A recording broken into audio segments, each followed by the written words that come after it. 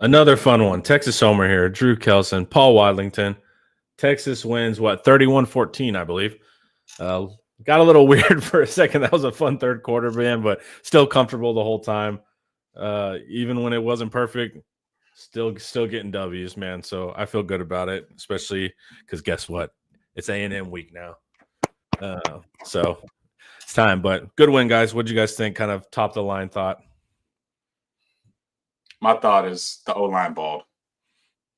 The O-line came to play today, ran the ball really well, protected Quinn in the pocket really well. He looked confident as if he knew he wasn't going to get touched today. I mean, that's the thing that stands out to me more than anything. That's the way you want to see your O-line playing before going into next week's game. Seconded, and I will also offer it feels dispiriting to see 14 points on the scoreboard. The defense gave up 7. Yeah. And they played really well. They completely shut down Kentucky's run game. Kentucky showed a little something when they put in Cutter Boley, and he started throwing the ball around like he had nothing to lose, which he didn't. Yeah. But they adjusted to that as well. And we got intense pressure both on Vandegrift and Boley. Boley ended up with negative 57 rushing yards. Vandegrift had negative rushing yards. I think Kentucky, what did they have, 40-something yards rushing total? We can get that for you right now, Paul. Thanks, buddy. And I just, I thought that was an excellent effort. Hey, we busted a coverage. I haven't seen us bust a coverage in like 8 games or something. Yeah, we're human. Yeah, we are human back there. But I just thought the defense played really well. But the infrastructure of the team, we always talk about the stars and the glamour players and the skill. The O-line and the D dominated. Do you see their average per rush? 0.7 yards per rush. And look at ours. 5.3. With no long runs, by the way. 47. That's a lot harder. Like, you can jack up your rushing average with a 70-yard run, but then your other runs aren't great, right? Texas just repeatedly, every rush was productive. I would love to see our efficiency on our rushing yardage. And then Trey Wisner was like Adrian Peterson. Like, he was like unstoppable on that drive. It was like, what is going on, dude? Well, that Capo drive, can I read some music to your ears? Yeah. Texas starts with the ball. It's 24-14. Things have gotten a little weird. It's the fourth quarter. Time to ice the game. There's 11 minutes and 29 seconds on the clock, gentlemen. We get the ball on R14. Let me just read you the following. Run, Wisner, 7 yards. Run, Wisner, 2 yards. Run, Wisner, 4 yards. Run, Wisner, 16 yards. Run, Wisner, 13 yards. Run, Blue, 8 yards. Run, Blue, 1 yard. Run, Wisner, 2 yards. Run, Wisner, 6 yards. Run, Wisner, 4 yards. Run, Blue, 13 yards. Run, Blue, 3 yards. Run, Wisner, 5 yards. Run, Wisner, 1 yard. And 4th and goal at the UK 1. Guess what we do, gentlemen? We ran it. Wisner, 1 yard, touchdown. 8.5 minutes off the clock. 15 carries, 86 yards, running the same 2 or 3 plays on repeat. O-line, running backs, way to ice a football game. Yeah, there was nothing cute about that. That was just, we're going to run it down your throat. I felt good. And that's exactly what we needed at that moment, too. Felt like 2 weeks back when it got a little scary. Like Arkansas, I guess, got a little scary. We had that drive and closed the door. Got a little sketchy, had that drive, closed the door. So I think that's 2 weeks in a row where we were able to kind of finish those things. Twilight Zone, third quarter. Yeah, I wasn't even mad during the third quarter. I was just like, what is happening right now?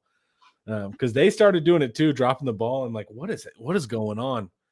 And what's funny is when you see a fumble by Blue, and then you see a fumble by Gibson, and all I'm reading is Quinn's hurt. Take him out, Sark. I'm like, wait, Quinn being hurt has nothing to do with these fumbles. Like, what are we talking about? And yes, Quinn was limping, but I just thought the people were ready to. It was like people had the tweets ready and saved to say get Quinn out regardless of the situation. Well, the pick he did, that had nothing to do with his leg. That has nothing to do with his leg. Had nothing to do with his leg. I only say that to say there's a difference between being hurt and injured. I mean, I saw Campbell get up after a play limping. Like, that is normal, dude. Like, unless it's impacting the way you're playing, you gotta fight somebody to take him out. But a lot of Quinn's injury or being hurt and limping had a lot to do with, it was always tied to, well, we play A&M next week. Almost everything was followed up. Well, we play A&M next week. We play A&M next week. He has to be ready for next week.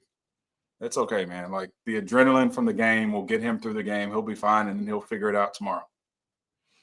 And we get to play CIA. Is Quinn going to be quarterback versus A&M? Do they need to prepare for Arch? Now we get a lot of fun subterfuge that can go on this next week as well with that. Our defense is ridiculous. Yeah. Yeah. Whenever we fumbled that blue fumble and then we immediately shut them down again and they missed the kick after the announcers cursed the kicker. Yeah. And so, yeah, the defense is awesome, man. We gave up 7 points. Yeah, who are these guys? It's impressive, man. And I thought Trey Moore, man, these past few weeks have just looking like he's finally in gear, man. That feels good. The most textbook play of a bootleg I've ever seen. Like, amazing. Just always where he needs to be. Yeah. Great job. Yeah, he did not bite at all. Overall, is that right? Is that what they're crediting us with? What? 6 sacks overall. Good. Yes. 6 sacks, 11 TFLs, 2 interceptions. Yeah, I wrote in my preview that Kentucky's tackles were as bad as Arkansas's, and that bore out. I think, in fact, one of them ended up sitting out, right? He was injured, so they had to even put in a reserve for a bad tackle. So if you're backing up a bad tackle, you're not going to be really good. So, yeah, those guys got after it. Sorrell had a game. Sorrell played great. Our edges have played really well this back half of the season. Yeah, man. Seeing the senior guys get some stuff was cool. Makuba getting a pick. Sorrell looked good. Why do you guys think Jaden Blue is fumbling so much? I think his natural running gait is something. It's just different. He moves. The difference with, because it looks fine, but when he moves, the ball just becomes exposed. Trey, he keeps it tight. It just there's no shoulders, but everything stays and moves together. Yeah. There's just you can't see my arms here, but there's a difference when you're moving like this and when you're moving like this. Everything's connected. He kind of has this forward like juking so he can backstep, and like his arms will get out in front of him and all that kind of stuff. So yeah, I think there is just a natural running style. Because what do you do now? You make him hold it like this, and now he's awkward and not as able to cut. I don't know how you fix it, because I mean, we lost against Washington pretty much for this same problem. Hey man, listen, I will say this. I did make a note in the first half on Blue. Blue looks good though. Like Blue has looked. Yeah, like that's. I mean, the 1-2 punch of Wisner and Blue right now. I mean, they ball tonight. The fumble erases. It feels like he erased everything for everybody. But Blue was balling tonight. So, yeah. Yeah, I think you nailed it, Drew. He's running with his arm extended, with the ball extended, because that's sort of, when you're running. If you're getting timed in a 40, you're putting your arms out and you're running. So Connor, when you run as fast as like me and Drew, yeah, there's there's a form to it. Yeah, you know what I mean? Yeah. No, I've heard about it. Yeah, Drew's like a 4.95 40 guy like me in his prime, right? I think I hope I can run that today. When Drew was 11, he ran a 4.9 40. What's your fastest time ever, Drew? 4.44. I ran a 5.7. All right. On offensive line, didn't rhyme, baby. 5.7, dude. Up the 6 barrier. Yeah. And they were like, "Yeah, we don't think you're going anywhere with that." I said, "What do you mean? 5.10? You don't think I'm going to the next level?" Not pulling an injured Quinn was a mistake and could have blown up. I just I felt like once he wasn't asking him to do much. The only time that I did have a question is where he called a rollout kind of for Quinn. I was like, There's no really reason to do that. But he was just standing in the pocket, getting it out fast. Like, I really wasn't that concerned with him being in the game. No. I also think Sark was pretty intent on running the ball at that point. Yeah. I mean, as evidenced. 10-1, man. Closing out, handing off the ball. There's something about that primal. Yep. Just taking it from him. It's pretty awesome. Yeah. And if you're a back too, you just want to eat. Because once you get rolling, you can tell too, Kentucky's defense they didn't have it figured out. It wasn't like we were running the same play back to back. But I mean, we did keep it simple. We were moving them off the line and our backs were decisive, finding the gaps and just taking the yards. Trey, I don't know how much he's weighing now, but the way he does play bigger he gets every yard he can possibly get out of every run. We need that. His toughness and his grit is what gets those extra yards that we would assume we'd get from a much bigger back. He just grinds the yards out as opposed to just being able to lean forward and get them. So yeah, man, he is a difference maker. Yes, sir. Other thing too, we always talk about the passing game as this finely tuned orchestra of timing. The run game is timing too. And when you get that timing down and you feel like you can tell how things are going to be blocked because of how the front is and what Kentucky's fills are, you kind of can time it and you get in sync with your offensive line. They're coming off on time.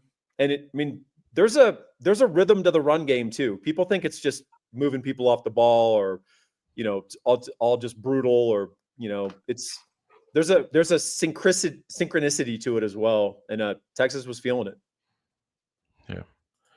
He couldn't move. And man, being able to move, super overrated, as you can see. We still just put up 31. We're that good. We don't need all this quarterback being able to walk stuff, man. We're just about winning. That's right. He had a toward off shot. He was fine. Exactly. Our defense is elite. The fourth down stuff was awesome. Blackwell went kamikaze and blew up a blocker, and Lole cleaned it up. Yeah, I love that kind of stuff, man. I love that about Blackwell. It's like you have one job. Go blow up an old lineman. Like that, I'll never forget. There were a few practices where stuttered, and coach would get on the defense about something, and I'd just be like, "Hey, stud, I'm sorry, man. Like, I got to come downhill. I'm about to earhole you." And he couldn't do anything because they're just like bulls on parade, right? They're just zoning. That's all they did was zone block. So all he could do is just take this earhole shot. But there's nothing better than coming downhill and just knocking a 300-pound lineman on his seat, which is backwards. Like, especially if you're 205, 215, whatever, whatever weight you are. If you're explosive, you can come down and put a lineman on his butt. So, I love that for Blackwell, especially coming off injury. Your force. You concentrate your force and just sit him in one spot. There's nothing better. Yeah, there was and that's Fanatic Perspective calls Blackwell game speed for that same thing. Like if you want somebody to go run and smack an offensive lineman, he's absolutely down. That's a great nickname. Yeah. Okay. Anyone have us out rushing Kentucky 10-1? No. That was not. That's the best that we've looked all year. Oh, dude. Yeah. Yeah. Anthony Hill played really well. Mm-hmm. That was a very point him downhill game. And 10 tackles, 2 sacks. He had another tackle for loss, I think. He thrives in that kind of environment. Yeah, we doubled up Kentucky in yards, 441, 232. That's how the game felt. Net rushing yards, 21 yards is crazy. That is wild. Sark left no doubt on the 8+ minute drive with the running plays that work for Texas consistently. Freaking exciting. Yeah, it was. That's how Kentucky's won games is time of possession. Yeah. They had none in the first half. None. Yeah, that was kind of reminiscent of the end of Alabama last year. Those two drives stick out as finishing. Yeah, so Kentucky ran 22 plays in the first half. 22 plays for 98 yards. There were 6 fumbles. 5 for Kentucky. We got our first muff punt. Dude, Bolden, and man. it looked just as scary as I imagined. Dude, he called a fair catch the one time we needed him to return the punt. I was like, dude, what is going on, man? Bolden is the Joker in the dark. Dude, he's a blast, man. He just you really feel alive watching. I don't Bolden. always need his kind of fun. Nah. Dude, he keeps you on your heels, dude. But yeah, he literally waved fair catch. I was like, dude, the one time you're not surrounded by 8 enemy players is. He also made an amazing move, stiff arming a guy on the run on that crosser, and then he fumbled out of bounds. Mm-hmm. That's two of the 6 fumbles we had tonight. Two of them. There's 2. Dude, that was so insane. Blue was carrying the ball in the wrong arm a few times too. Was on the right hash and had it in his left. I don't know if you guys have noticed it throughout the season, though. I do feel it's like there are a lot of teams coaching, pull, get the ball out, knock the ball out, punch the ball out. I feel like I've seen far more of it. Maybe because we have backs that are vulnerable to it. Yeah. I've just been looking out for it more, but I do feel like there are people who come after that ball every time. But once you have a reputation of it, as Blue does at this point, I mean, there are people who will try to strip you before they even try to tackle you. So yes. He's a target. Yeah. All right. Before we keep going, wait 1 second, Paul. And before we keep going, guys, let's hear a word from David McClellan. I'm just going to say, guys, you probably need a fiduciary financial advisor. And I've got the guy for you. His name is David McClellan with Forum Financial. He works broadly and deeply with his clients as a financial life coach. And he should know something about coaching because he won several national championships as a swimmer for the University of Texas. He specializes in financial planning and has contributed numerous articles to Kiplinger on the topic of retirement tax bombs.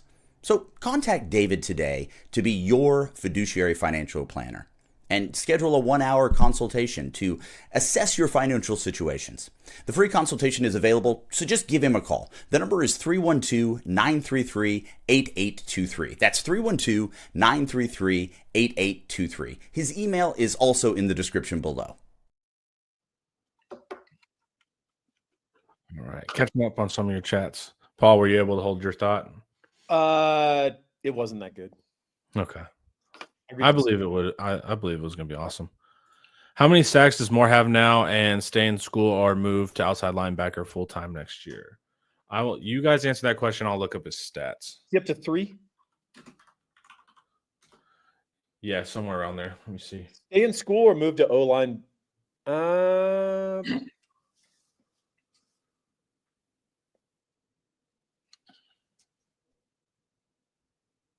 I don't understand the choice.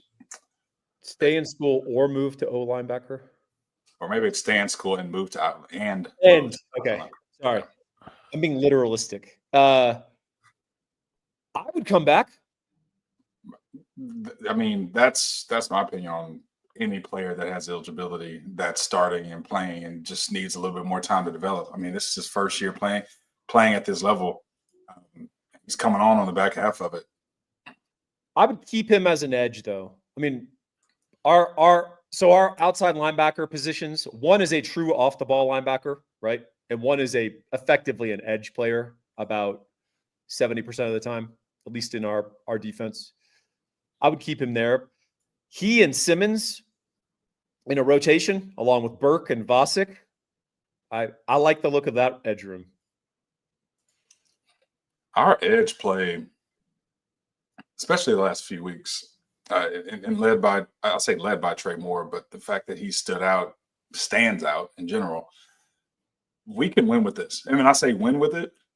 It's so many little things that are subtle. If you go back and study and you watch, the way they're playing is the reason why I'm not as concerned about maybe the A&M game as I should. Like the consistency with which the edges have played and played discipline, the way that our defensive line is disrupted has been great. Situationally, like that 4th and 1 play, like when the guys know what they're doing, they're right. They're in the right spots, even on the tricky stuff, even on the boots, even on all those things. They're right. They're always in the right position. And that's the difference in a lot of games of, are you going to give up the easy 5-yard out on the roll or on the boot, or are you just going to, but then you have a guy who's on the upfield shoulder. When you have a guy who's playing the cutback, when you have a guy who's flashing and making sure they're spilling and getting under the blockers, they're doing all the little things that need to be done to help guys like Anthony Hill go get 10 tackles. So that good, consistent, disciplined play, that's how we get those first and second downs where we get teams behind the chains, and then we get to tee off on third down. So it's something that seems it kind of flies under the radar. Sorrell has done the same thing and stepping up and playing well. I think our edges, both run game and in the passing game, have just, man, it's been fun to watch because we have not been able to enjoy that. I was gonna say we're not used to it. We're not used to it. Yeah, 3.5 sacks right now for Trey Moore to answer that question. Wow, and we were talking about how he had 0 through his first 7, first 8. It comes in bunches. It does. It seems like he's really figured it out. Really, since Vandy, you've started to see him make a lot of plays. That rushing drive was borderline erotic, absolutely. Especially when we needed it right there. Yeah, I'll say this too about Texas's edges and what Pete Kwiatkowski asked them to do. So there are teams where you can rack up stats because they just fly their edges upfield, and you'll blunder into a sack sometimes, right? But they get run on, they get misdirection. They you can do draws, you can do shove, like all sorts of different stuff to exploit that, and it doesn't show up as like against you on your stat sheet as the edge. You're still finished the year with 9 sacks or whatever, but people ran all over you. People, did all sorts of stuff to exploit you. Texas plays pretty honest on the edge. Like, we are not pass first, take off up the field on 2nd and 7. Like, that's not a thing that we do. So, we bring it 3rd and 11. Those guys are coming, but they're not bringing it like it's a pass rush on an honest down, hoping to catch someone. So I think that's a part of it too, is understanding when you can let it go situationally, game context, and then also what your responsibilities are. So yeah, if we're playing Marcel Reed, I'm not, after watching what he did playing that boot, I'm not real worried about some of that. That's the first thing I thought. Whenever I saw that, I was like, Marcel Reed. That's why, I was projecting that as well. In your years of watching Texas football, would you guys say that this was the most physically dominant win during the Sark era?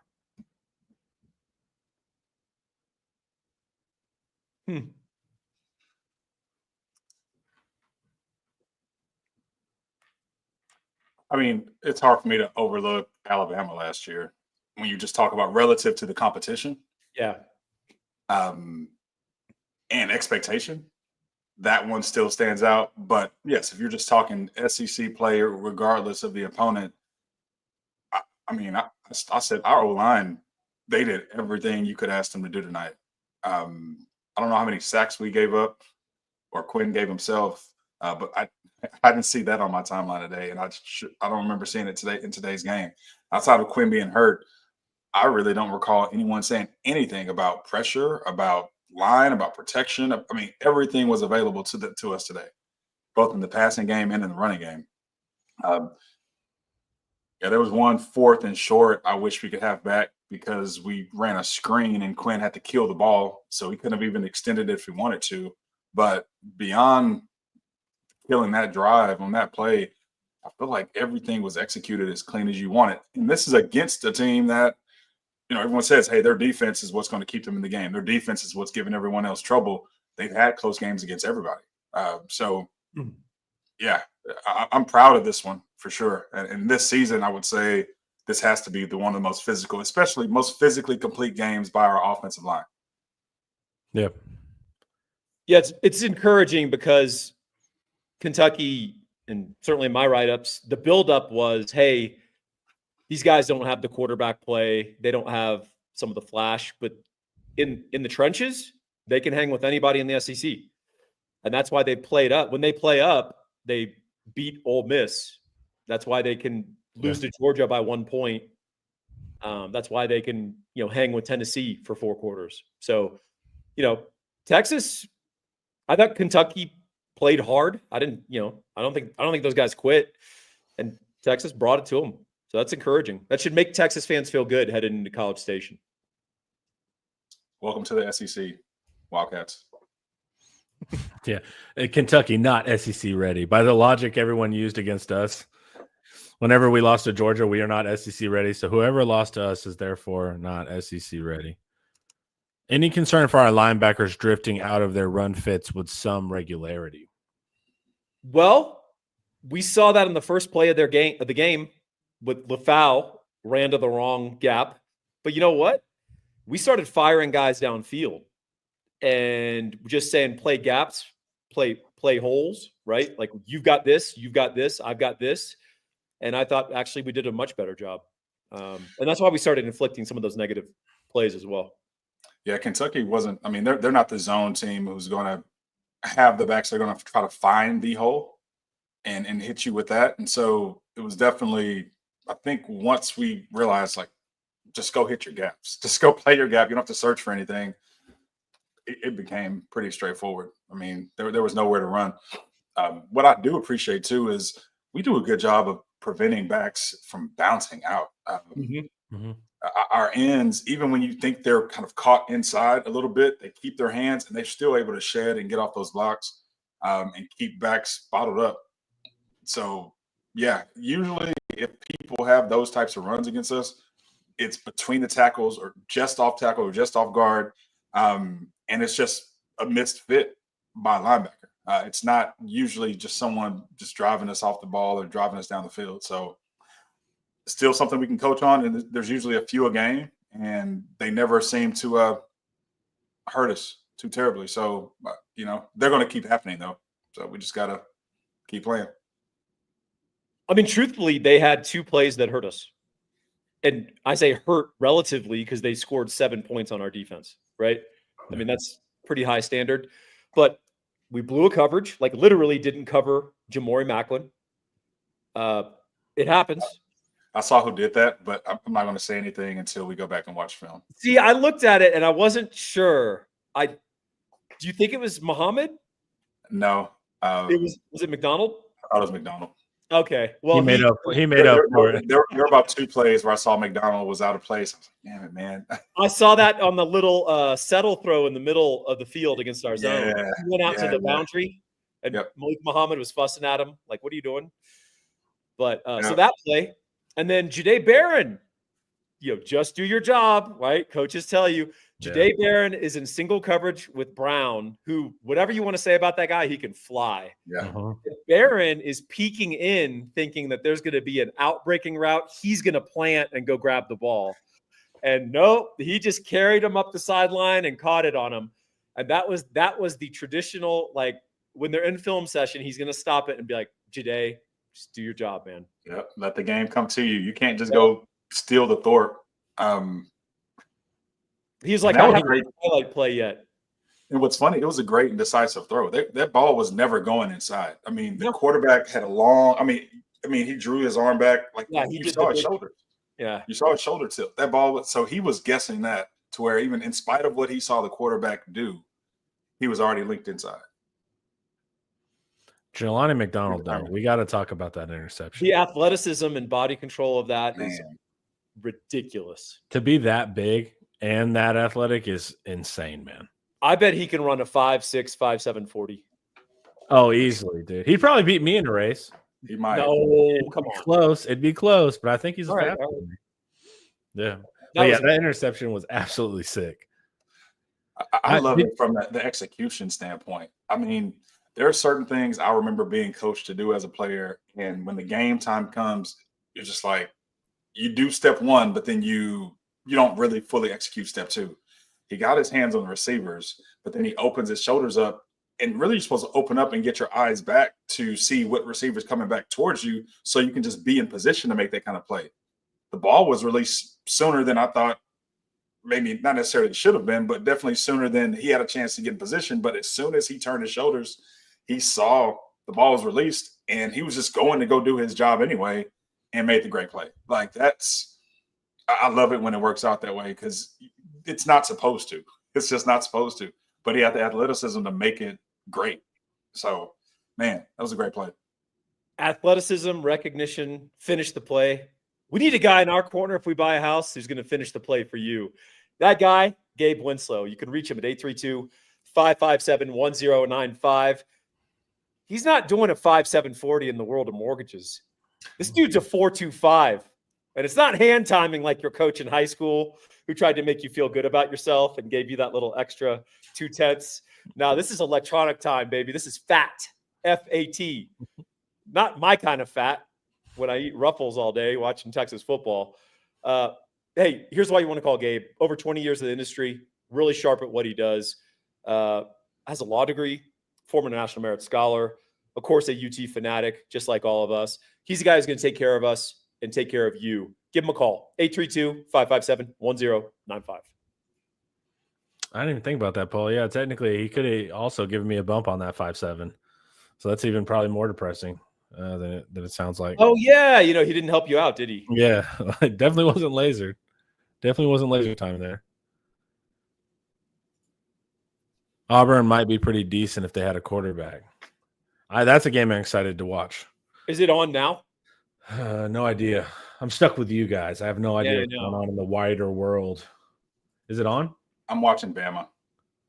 Bama's on. I want to see. I have to watch this far. Write my preview. Our potential SEC championship game opponent. I want to see them tonight against an elite defense. An elite defense. We heard a lot about an elite defense up there in Norman, so I definitely want to see Bama play tonight. Dude, the national media, if you blitz a lot, you're elite. Like they get so like with the OU defense, they're like elite. It's like, no, they just blitz a lot. Hey, baby, Auburn's got the ball, opening possession. Peyton Thorne is 3 of 4 for 40 yards, and they are down in Aggie territory. So, right, I'm pulling it up. I want to make sure. There you go. Ball on the A&M 2, second and goal. Do we want A&M to win or lose? I want them to win comfortably. I want them to be fat and happy and feeling good about themselves. So insecure Aggies are more dangerous. Yeah. I feel like riding high Aggies is what we want. We want them to win by like 30 points. And so they come in just thinking they're the best. Let's get the insightful commentary of our august guest who has joined us. What's up? Hey, man, I'm just getting back from Bleacher Report, man. People are going crazy over there. It's crazy, man. Hey, man, I want the Aggies to win. I want them to win. I want this game to mean something next week, man. I want Texas A&M to be able to have the opportunity to beat us next week and go to the championship game, and I want us to have the opportunity to do the same thing. Yeah. I know it sounds crazy for Texas fans to say that they want Texas A&M to win, but I want us just to make them cry next week when we bounce them out of the SEC. Yeah, it's gonna. Game. Yeah. That's what I want, man. I want the best against the best, and it is what it is. But look, man, if they lose today, I'm still happy. So it is what it is. Right? What would hurt A&M more? And I think it would to let them get close and taste it like they're this close and to take it. I think is better. No, because they'll find excuses. I want them to. I don't care if they win or lose today, but. Yeah. I would be happy if they're beating themselves up all this week and then we beat them again next week. The stakes are already there for me. I don't whether they're up for something or not. No, I don't care. Like they can lose today, they can lose. They're gonna lose next week. Like that's they're gonna lose. Yeah, that's just how I feel about it. Look at them getting moved off the ball. Oh yeah, I'm not even watching the game. Gentlemen, I don't want to jump the gun. I want to enjoy the win, but. One of the things you need to do when you play a rival, particularly on the road, is do some asymmetrical, unexpected things early. I think we start off 5 wide, quarterback draw, Quinn Ewers, over and over until they stop it. Yeah. Are you with me? They'll stop it immediately, Paul. What they expect it. Are you laughing? Are you laughing? Paul, we don't got VY coming through them doors, man. We don't got VY coming through them doors, baby. They'll never see it coming. They won't see it coming. They won't see it coming. I am interested, right? I know Lucci was saying that A&M has stuff in the bag that they've been working on for a couple weeks. I know that we would have to have stuff in the bag technically. It's just all that stuff doesn't matter. Like once the game, it matters, dude.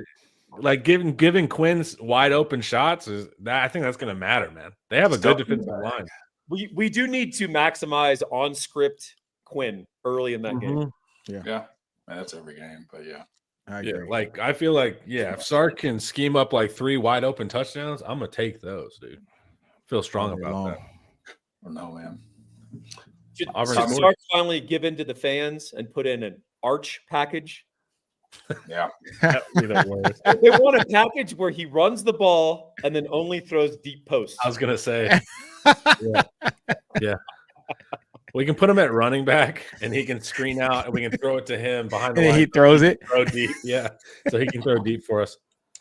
We can talk to Ian Boyd and get Liberty Hill's playbook. That's true. Did you guys? What did you guys think of Golden getting like hyper targeted? I loved that, man. Sark doesn't really force it like that to one guy, and I liked when he was doing that earlier. So first half, he finishes with 5 catches for 85 yards. He's headed to Blitnikoff here, right? Yeah. Second half, 1 catch, 1 yard. That's Sark though, dude. Like it's like we're never really consistent throughout a whole. It's so weird how that happens. But Rushed that's the ball just a team. 47 times. Yeah. Yeah. And like average 5 yards to carry on there, man. Hey, man, Trey Wisner. Trey Wisner. He's going to make Sark have some difficult conversations next year when him and Baxter are in that room together, because Trey's looking great, man. He gets skinny at the right moment. You know, he like doesn't take big hits. He's just good, man. He's just an all-around great back, man. I love Trey. Love him. Dude, I'm telling you, he looked like Adrian Peterson out there today. It made no sense. I did not see that coming at all, that we were just going to be able to run it down their throats like that. And the guy that we were like, hey, put him in because we trust him, you know, like he's getting that. That was the big. So Blue coughed it up, and then Jarrett Gibson coughed it up because we saw that we were moving the line of scrimmage. Yeah. We're like, all right, let's put in Gibson. Let's run gap, and we're going to power it down and then he puts it on the ground. You're like, get him out of there. And they're like, all right, Trey, we know you're not going to mess this up. And I don't believe Trey Wisner is 200 pounds. No, I don't need that. He's got to be about 210, 215, man. He's got to be What do you think? 180. No, you think he's that skinny? I think he's no. I think he's like 195. I don't. You guys think so? Yeah, I think thicker than that. he's slight. Yeah. Yeah. Okay. He's got Walter Payton in him. He runs a Drew, lot. Drew, what you think about that? Is he 180, 190? What you think? I've been a little bit exaggerating there, but I think he's below his listed weight. He's He's a little slight. He might be at his best 193. Okay. Well, that's very precise. Yeah.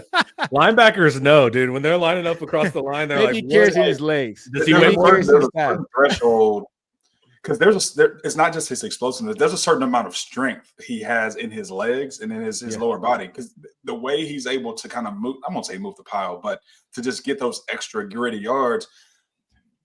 If you're a buck 83, you just don't have that type of strength, and just he has to be that muscle has to weigh a bit more than just that. I think he's in the 190 somewhere. Hey, he's oddly crazy. specific. 193 to be exact. 193. These linebackers, they got to know, because they're like, is he bigger than me?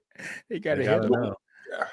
I've actually walked by Trey Wisner a few times. Like, the dude, he doesn't look like a small player. Like, these guys he may look small next to everyone else in the field, but he plays big. Now, he's a big, he plays big, man. He plays bigger than his size for sure. I love to be like, hey man, we need you to run this game out. Then that matters to coaches, man. Like, to know that he can do that. That's important for Trey going forward. But think about every time you've seen Trey play in a Texas uniform, though. Yeah. This is the same player. He's just seeing the game cleaner than he probably ever has, but he's always fought through those last few yards. He's always made guys miss and just been tough. This is who he's consistently been. Kind of the same way I felt about Jonathan Brooks. Completely different back. But every time you saw Jonathan Brooks carry the ball prior to actually being the guy, you're like, man, this guy looks like he could be good if we gave him more carries. And then Trey Wisner's just continue to just be consistent, protect the football, get all the gritty yards. You don't feel like he's leaving much meat on the bone, just based on what the runs are blocked for. That's what's up. Let's talk about that Quinn pass to home. That was also pretty sick. Oof. Yeah. That was like classic cliche, great throw, great catch. Yeah. Indefensible, right? Yeah. That seam route to the tight end, if you throw it up high and you've got a 6'5" tight end and you throw the right ball, it can't be defended. Right. I mean, you had to have done your work earlier and like jam the tight end at the line of scrimmage, right? Otherwise, that's just a touchdown. He had an intermediate pass, like a couple plays before to, I can't remember if it was Bond or not, but that looked like the old school Quinn. You know, we were like, where's his intermediate passing this season? That pass he made looked like that. I thought Quinn in the first half looked composed, calm. Crisp. Yeah, I thought the offensive line kept him safe. I thought he looked great in the first half. He made really nice throws that were like there. That's what we've been missing, you know. And he looked calm and everything, and most importantly, decisive. Right? A&M is their defensive line moves guys off the ball, and they play a lot of man and blitz. So you gotta know where you're going and get it there fast. And I thought Quinn did that this week. It was a lot of positive stuff, especially projecting towards next week. I really like Quinn in the first half. It felt like Sark's priority for Quinn was like, regardless of the looks the defense is giving, we're just going to protect him. The priority is protect Quinn. Don't let him get antsy. Don't let him get to the point where he doesn't know where he's going with the ball. Like, give him time. It'll give him time to sort through the defense, sort through the looks they're giving, and just get the ball out to who he's supposed to get it out to. He just wasn't under any duress and wide-eyed at any point early in the game. And I think that's, we talk about, hey, get Quinn in the rhythm and throwing the ball. Throwing the ball, I think, is the part I'm less concerned about. I think getting him into rhythm or just into a place where he feels confident and recognizing what the defense is throwing at him, I think that's what a difference was today. I feel he just had time early and time to sort out everything. He did not have any stress early on in that game. Pretty clear Isaiah Bond was out there as a decoy. Yep. Yeah, I agree.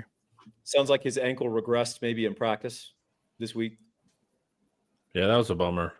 Yeah. Between him and Moore. But to not have him and Moore out there, thought we looked all right in the first half at least. I can't even judge the second half because it was so weird fumble. I can't even. But Moore's dealing with the injury, so Bolden got more of a play there. Was it Bond that almost had that nice catch in the end zone? It was on the fade ball, wasn't it? Yeah. That was Bond, right? That was fine. Yeah. That was they allowed some contact. Yeah. Yeah, that was the one. Yeah, that was the one. As long as they're consistent, as long as they're consistent throughout the game, I don't care. As long as you call it straight, like if everyone can play, then good. If it starts being one-sided, that's when I have issues with it. Yep. But I know fans were not happy early in the game. Oh, look at these. So Trey ended up at 6.1, Blue at 6.4. Yeah, I mean, Gibson at 6. That's pretty nuts, dude. Dude, they balled out. He had just one carry, coughed it up, and they're like, out. Yeah. Back to the clock. Here's the key to this: you rush for 250. Your longest run is 21 yards. That means you're consistent, dude. That means you're consistent 5, 6 yards a pop, man. Yep. I love it. I love it. It was so strange because we haven't been that consistent. I just did not see that coming. I didn't either. And it felt good. Hey, but Homer, so this is something that we actually talked about this morning, right? Is we wanted to see Texas go into a gritty game, right? And so this game was a 17-point win, but it was still a gritty game, right? So, so this was a comfortable win for Texas, so winning by 17 points, but it still was a win that Texas had to fight for all into the fourth quarter. So I actually liked them getting tested here for the entire game. And when the game was on the ropes, what did Sark do?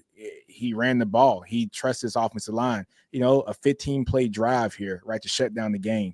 Last week against Arkansas, a 14-play drive where we ran the ball to shut down the game. And then against Florida, we had the game won, but a 15-play drive to end the game, right? And it's all running the ball. And so it just showed just how physical Texas is, man. So, look, I like our shots next week, man. I love what Sark did here in the second half. Once Quinn got rattled, he just said, all right, Quinn, calm down. Trey, come in here and do your thing. Let's run the ball down their throat. Let's be physical, and let's just end this thing, man. So beautiful, just closing out to the game. Yeah, and you get a ton of coaching points this week. Like, they know they didn't play perfect, but we were also never threatened. The same thing as like Vanderbilt and even Arkansas. Fans get nervous. Like, there was no point during any of those games where we were going to lose. Yeah. It got a little weird, but I like that there's tons of stuff to talk about and focus on going into this week. Playing A&M, who I guess just missed their field goal, huh? Oh, did they? This is the satisfaction, dude. I can't wait to get a good hate watch in here in a second. They're gonna lose this game. I don't want them to lose, man. I'm fine with them losing. Oh man, I want the height of cruelty. I want them to like be so close to their first SEC, and then we can take it from them. That feels stronger because if you give them a week to cope that they're not going to be in the championship, I want it at the pinnacle there to take it. Well, talking about pinnacles and letdowns, you're an Ole Miss fan. Oh, yep. You just had the big win. Yeah, it's brutal. You have a bye to get healthy, to prep.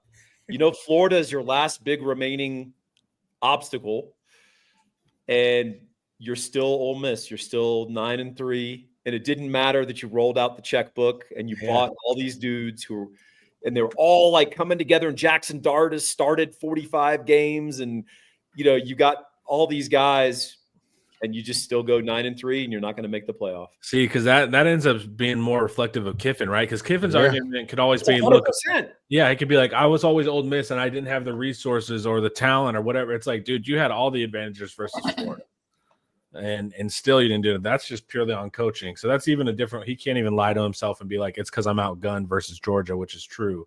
Ole Miss had a lot of people outgunned. They had good players, old players. They had NFL guys, and still, man.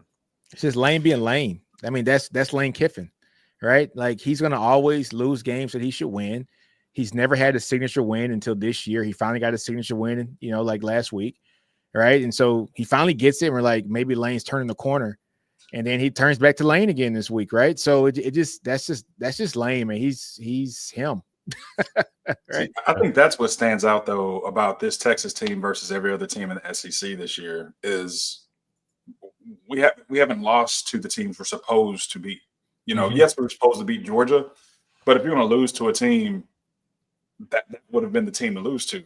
We didn't lose to Arkansas. We didn't lose these games. If Ole Miss would have won the games that they should have won, you wouldn't have this issue. Ole Miss lost to this Kentucky team at home. They threw the post, touchdown Auburn. Sorry about that, Drew. Are you serious? They threw like a 63-yarder on him. Are you serious? Yeah, it was good. Oh my God! Hey, you're Drew. I'm sorry for interrupting. You're 100% right. We didn't drop. Ole Miss lost to the same Kentucky team at home. Yeah, that's not supposed to happen. If you just win the games, you can't drop these games. Texas has not dropped a game like that this year. They didn't lose to Arkansas. They didn't lose to Vandy. I mean, all these teams that everyone's saying, hey, they have a big win, they lost to teams that we've beaten. That's true. Comfortably. Yeah. And even if it wasn't comfortable, we still beaten them. We just haven't lost any games we weren't supposed to. That Georgia game felt hoaxed. Dude, Georgia, their defense came out on fire. That was the anomaly. That's not what Georgia is. That's why it was so frustrating doing analysis like me and Paul do. We're telling you guys, Georgia's a pretty weird team, and they come out and have one good game. But as soon as that ended, I was like, they're going to drop another game. They're too inconsistent.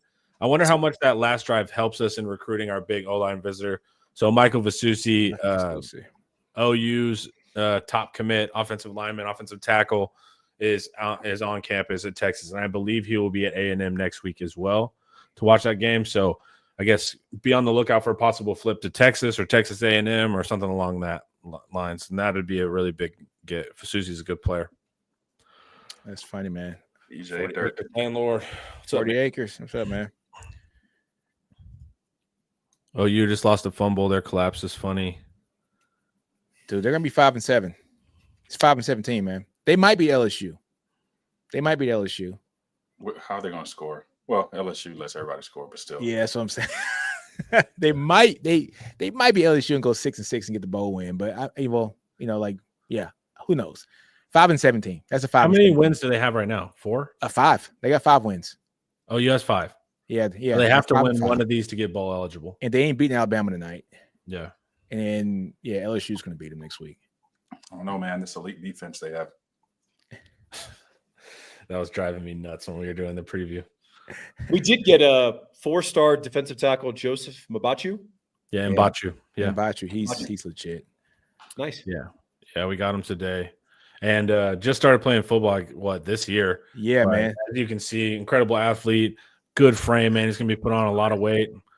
He's 6'5", 290 already, and he's only he's 6'5", 290. Played football for 1 year, and everybody wants him in the country. He's great, man. Yeah, the upside very explosive, very explosive the roof there. And another Georgia player, right? So we're recruiting these high density southern regions too to be able to play SEC ball. The nationalization of recruiting is crazy. It is. Yeah. Well, with NIL, man, because what was the On3 report today? It was like Mbachu's in meetings with the Texas staff, and news could be coming later. I was like, and they reported that. That's not like behind the scenes stuff. They were like Underwood, right? So he got an offer from LSU. What's your best and final? Reviewed it with his attorneys, plural. Yeah. Drew, I know you hired an attorney, right? When you signed your national letter of intent. I had my high school coach standing over my shoulder. We didn't even read it. It was just like, happy to sign. I don't remember reading a thing. You're just like, you never got mad though, Drew, like when you're on campus and you'd see one of your teammates like driving a Ferrari and you'd be like, where did that come? Does that never got to you? No, I didn't see any Ferraris. No. Dude, no Connor, Are you being proper? Are you just being technical that it wasn't a Ferrari? I did. There was a guy on my team who had an Escalade, like a brand new. No, I'm sorry, he had a Lincoln Navigator. It was clean too. But yeah, what color? It was black. I think nice. I know you're talking about. Yeah. He was my host. He was my host. So when I came in, I was like, "Oh, damn, bro! Like, this what we doing?" Yeah. But he was the only one like that. Everybody else, they had to, it was we all had to get it differently. Yeah, plug it out. Different time. The way things have changed is when Drew was in college, like an older alum like me might be like, "Hey, I'm going to get this guy's bill and just pay his waiter." And he's sitting there, like a $41 meal, and he's like, "Do we have to report this?" So I don't know. Dude, the new NIL escape is crazy because, like I said, we're getting towards the end of the cycle, and Eric or Justin report like, "Hey, random Florida player we've never heard of is interested," and so it's like it's just a trip now, man, to kind of the new game, and it's going to be interesting with the cap. When does the cap come into play next? That's not enforceable. It's just nonsense. Theoretically, well, yeah. Is the cap going to happen for real? Well, yeah, but no, like on the books, they're having next year they're going to have next year or 2 years they're going to have a cap.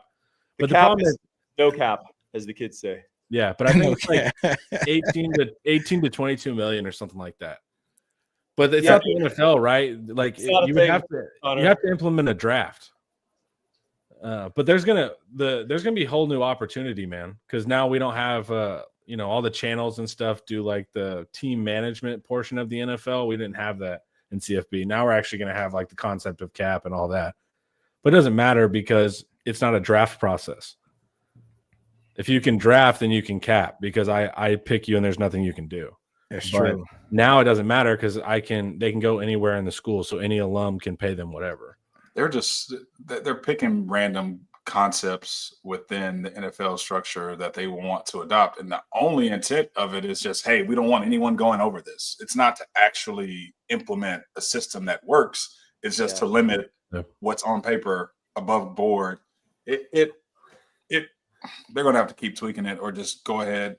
They're going to keep making these 2-yard gains instead of just saying, hey, you know what? Let's just take a step back and just fix it once and for all. It's not doing enough. Yeah.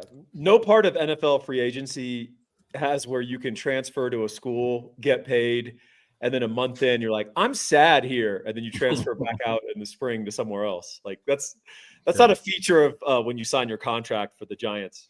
Yeah. What's the word on Fasusi? No idea, but stay locked in to Inside Texas because I'm sure Justin will have notes. Justin or Charlie or Eric will have some notes on Fasusi after he leaves. But when they're on campus, you let them do their thing and hang out and have whatever conversations they need to have. That's crazy.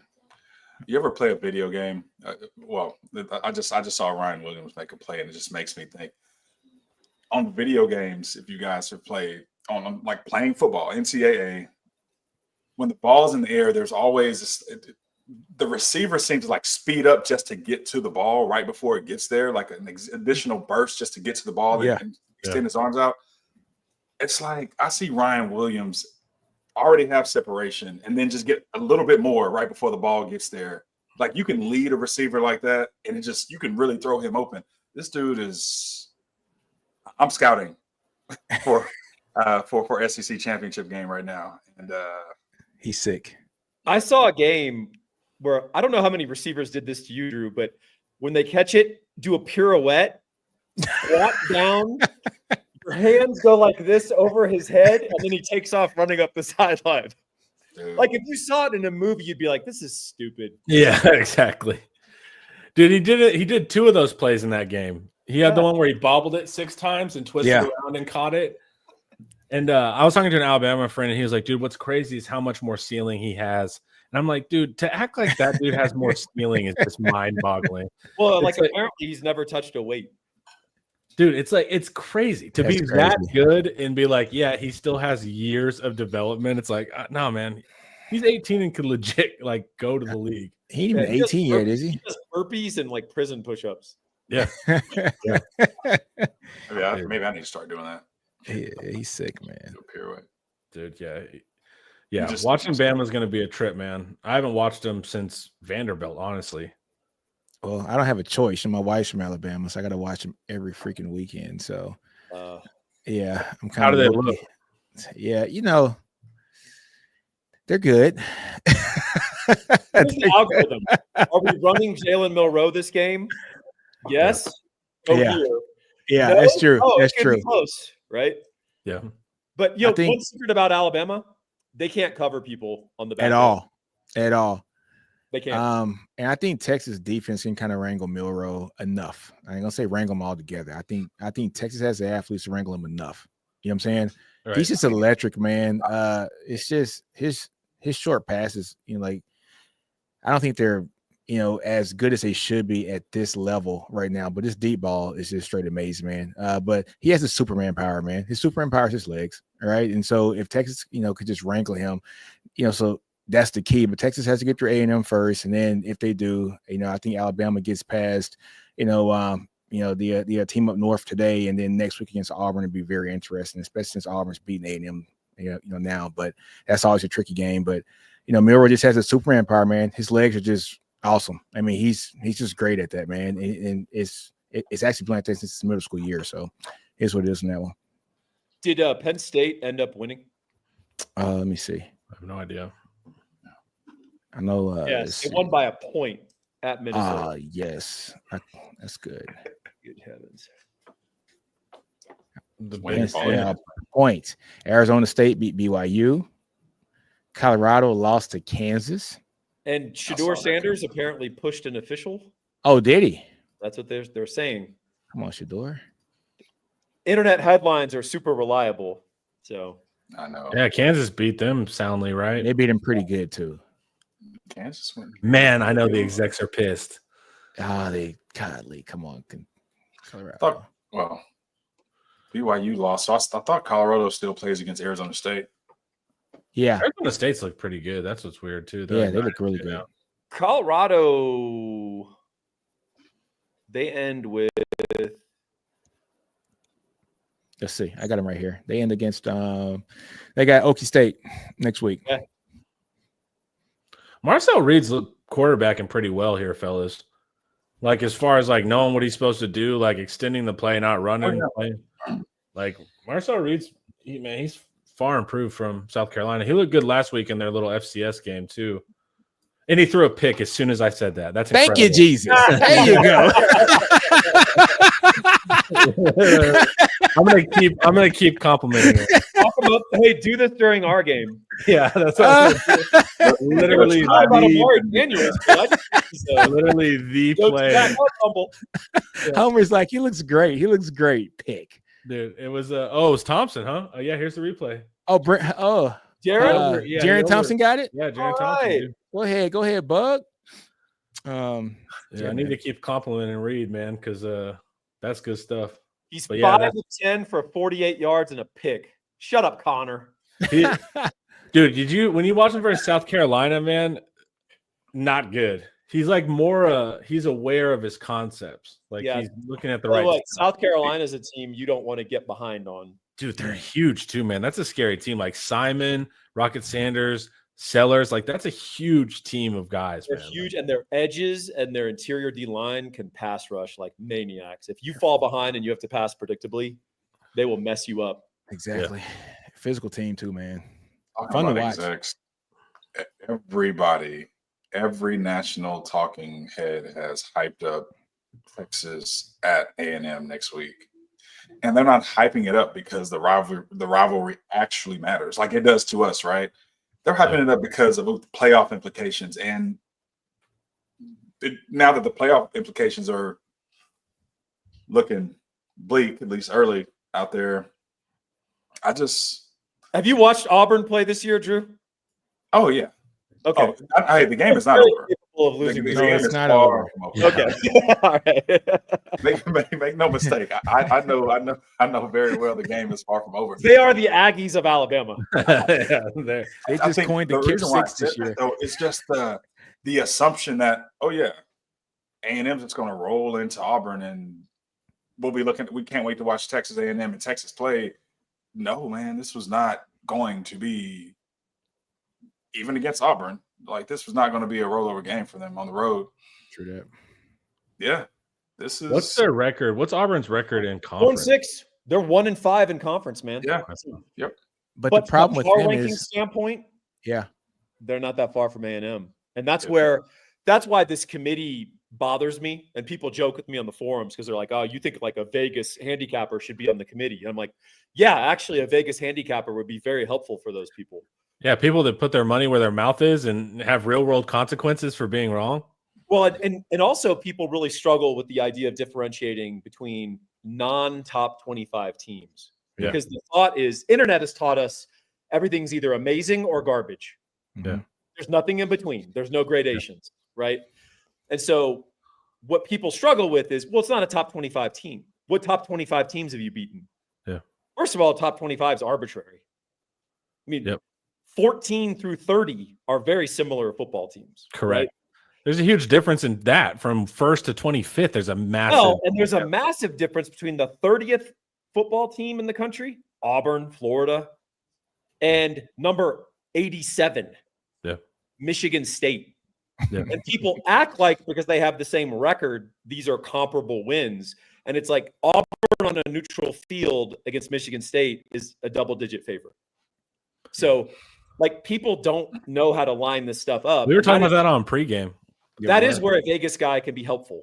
Well, I was saying we need to rank every team like S&P. Like you need to know 1 through 133. Like this whole top 25 thing is silly. You have to adopt tranches just like March Madness does, right? They're like, hey, Texas is 6-1 against top 100 teams. Yeah. Iona, they might play in a small conference, but they played non-con and they're 3-1 against top 50 teams. Well, we were talking about, I heard somebody say that Texas and Indiana are the same thing. They haven't beaten anyone top 25. And if you look, Texas is 38th in strength of schedule and Indiana's 106th. So to act like these are the same thing. And if you say exactly what I just described. Yeah. It's like Texas has beat a ton of 40th in the country teams. That's a huge difference. So people don't understand that if you play Arkansas, Vanderbilt, Florida, and Kentucky in succession, right? Teams power ranked around 30s and 40s. Yeah. If you're an elite team, you have a 45% chance of going 4-0 against that slate. Yeah. That's just math. Okay. Yeah. If you play a bunch of 90th ranked teams, power rated teams, the same elite team has a 91% chance of going undefeated. Yeah. Yeah. We've lost all scale. The top 25 thing is silly. Everyone just needs to be ranked, and there needs, however metric we can figure it out. But they're going to tell us we haven't played anybody. Win next week, they're going to say we still hadn't beat anybody. They don't know who we are. It's just the goalposts keep moving. Yeah, it's going to keep happening. That's just being a Texas fan, man. The day they give us our flowers, I'll be absolutely shocked because it's never going to happen. Never going to. It blows my mind. Y'all ready to get out of here? Any final thoughts or anything? Good, man. Are you guys ready to get a hate watch in? I know I am. I am. I'm ready to hate watch and drink some bourbon. Yeah. I just say Look, this game wasn't like beautiful. It wasn't a piece of artistry. O-line dominated, defense dominated. Exactly. I'll take it. That's Two teams that travel. Two teams that travel, man. Damn right. All right. Fans, thank you. Drew, Paul, Nick, thank y'all. And hook 'em.